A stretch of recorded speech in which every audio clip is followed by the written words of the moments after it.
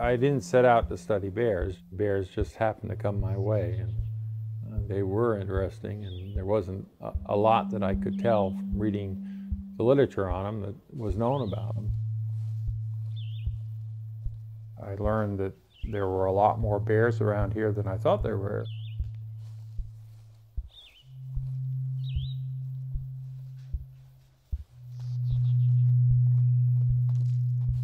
All of a sudden, the woods became alive with bears. Yes, it's okay, it's okay, yeah. Yeah. It's okay. My name is Ben Kilham. I started rehabilitating bears in '98. My interest was in studying their behavior. And so the first set of cubs that I got were very young cubs that had no experience outside the den with a natural mother. Yes, you got teeth. You got teeth.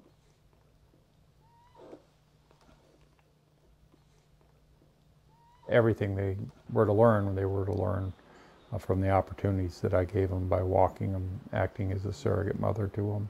And from that, I learned about their behavior.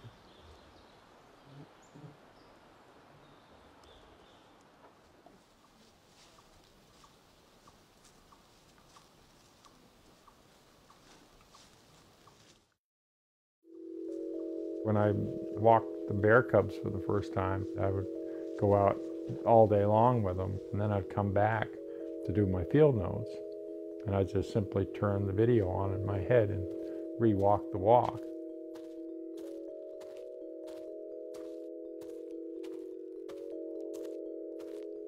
Ben talks about being a systems thinker, or being able to see things in pictures, to be able to sit and contemplate that you can walk in the woods in your head. I can't do that. Ben has been very forthright and talks about his dyslexia, and also is challenged with being able to read the scientific books or being able to do a lot of reading at all.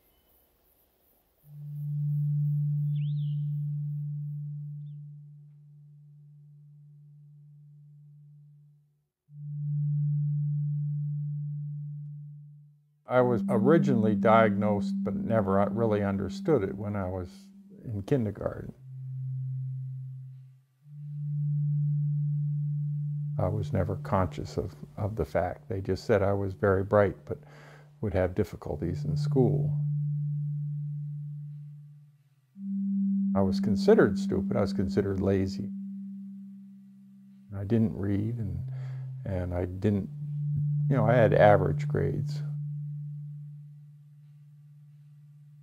I was tested for dyslexia, and I found that my IQ was 131 on the Wechsler scale, which was in the top 1%, despite my dyslexia, and I read at a third grade level. My initial attempts to get into graduate school didn't happen. I was accepted at the Thayer School of Engineering at Dartmouth as an adult student when I was 40, and they quickly put me into remedial calculus, physics, and computer programming, which killed me right away.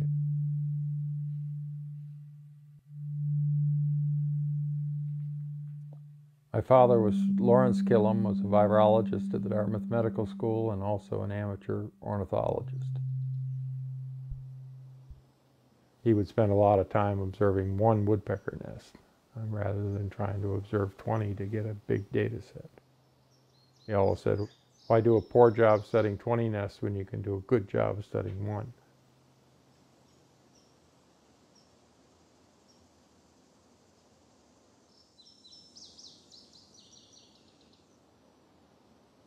My dad did his bird studies as an amateur. It didn't cost him anything. He prided himself on the fact that all he needed was simple apparatus, a pair of binoculars and a small folding chair.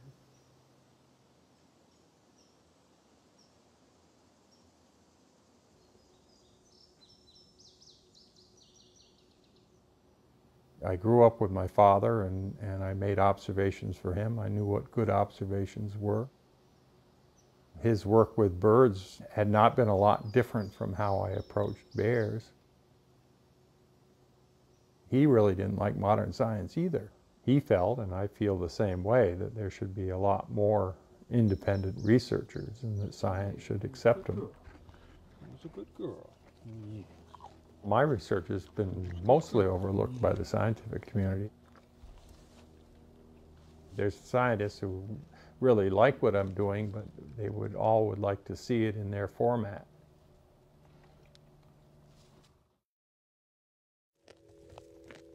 I'm writing a book which pulls together the social behavior of bears, and I'm in the process of getting a PhD at Drexel University. I'll have an opportunity to write up my work in scientific journals so science can learn what I've learned about bears.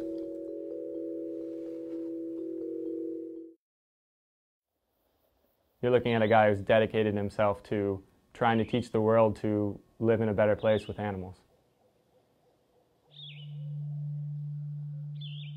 There's a lot of parallels that I see with the bears and human behavior, my own behavior. Squirty manipulates me, she looks right at me, she controls me.